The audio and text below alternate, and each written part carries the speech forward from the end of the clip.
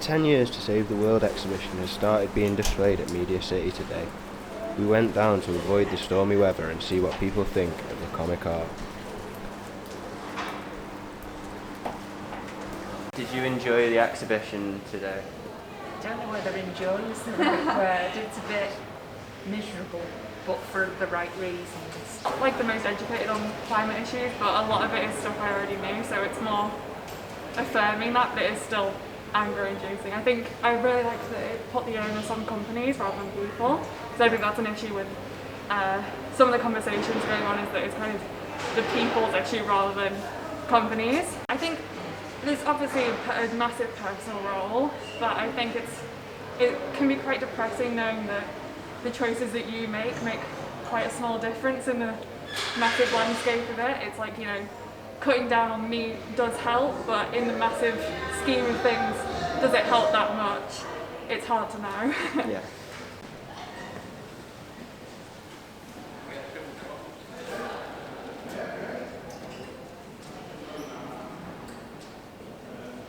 There's 3 million recycling bins in universities, for example. I'm not convinced it's working, because it sounds like when it gets to where it should be then processed, it's not being processed because it's contaminated or whatever. So I think there's all of that didn't exist 10 years ago. So we're trying, but I don't think we're actually achieving what we're still trying to do. I mean, so some of the I'm not as informed as Beth. So, you know, finding out that the US are the biggest, that's the military are the biggest polluters, that's quite a shock.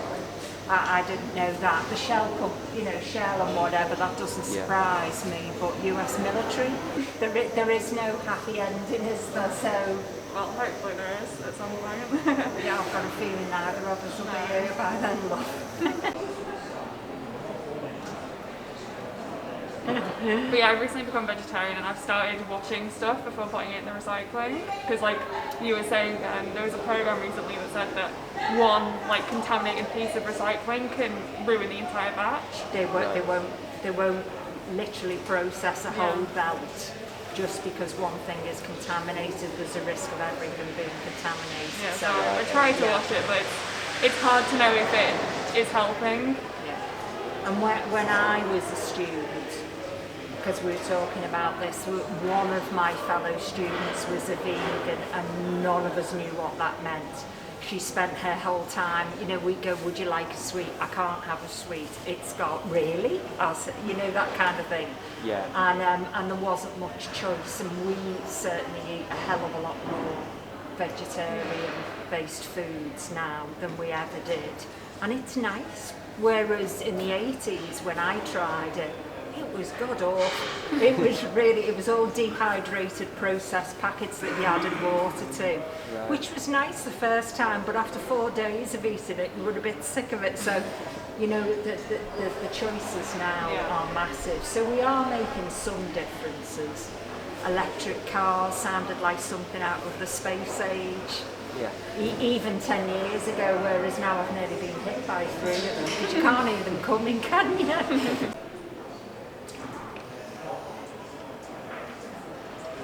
It kind of adds a face to it, like the one based in the Philippines about the baby. I think it transforms it beyond just like the written word, is that you can kind of see the artist's intent behind it. And I think it humanises it definitely, but also makes it more accessible. In the Philippines, I believe there was a massive flood last year that took out so much farmland, so many people died, their farm animals died. I think for us, we see storms and we're seeing them right now. Yeah. But it's easy to distance yourself from that and just say like, oh, my individual actions don't matter, so I won't make an effort.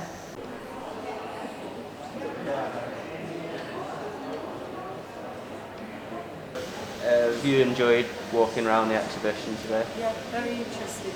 And the different designs, telling the different stories. I personally find pictures easier than reading along, a monograph of words. So yeah, pictures work. We're both quite arty, so I think probably the same for you as well. Pictures work for us. Right. I'm shocked anyway with the world as it is now. and this puts it in, into pictures. The coral reefs, I didn't realise that about the coral reefs. So we have learnt different things here as well. We know about the Amazon. I've actually been to the Amazon, and I've seen it myself. So and I've been to Borneo and seen the deforestation there years ago. I used to like wildlife watching, so I've been to quite remote places. I was absolutely shocked. 20 years ago, we were deforesting was in Borneo. We went along a river called the Lemonat River, and it was just logging miles and miles, hours and hours we were on the road, and it was just logging all the way. And that was 20 years ago, so we just need to know what we can do now.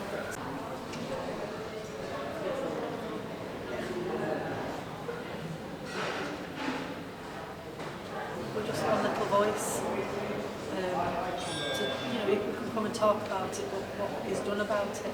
And when you see that in 2020, the UK had funded all that, the banks and everything, the deforestation, you just think, it's all talk, the politicians, but they're just doing what they want to do, funding their own things in the end. Yeah. So it's quite depressing. I think it's always changing.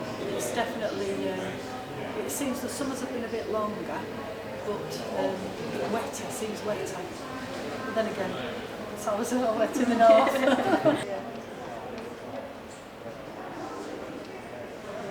We're lucky where we are. If we get a bit more rain and a bit more sun, it won't bother us like it will the islands that are disappearing, the countries that are not getting any rain.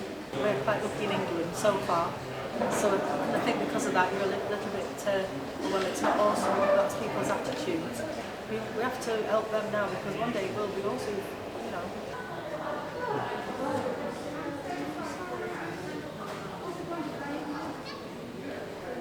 We were supposed to go in the exhibition, but they've cancelled it today because they said the weather is so bad, it's battering the building, so we can't go in.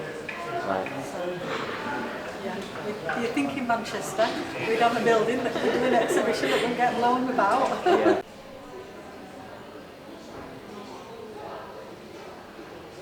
A lot of it is it's already well known. I've just been saying that it's so well known, everyone wants to do something, but it's almost like big corporations and politicians are just not backing it up. Like COP26 happened last month and then nothing's changed since then. And if you're looking at animals being made extinct, then really you've got to try and stop that from happening, because once they're gone, that's the end of it, isn't it? I've not seen anything like this before. It's interesting to see it kind of made into cartoons and comic strips and stuff. So it's a good medium to do it. Yeah. Sometimes the documentaries can be a bit heavy and you come away feeling a bit depressed. But this is a bit lighter and stuff. So, but at the same time, it is important. So. The exhibition will run up to the 14th of January. If you're unable to attend, there is a digital version available on www.10yearstosavetheworld.com.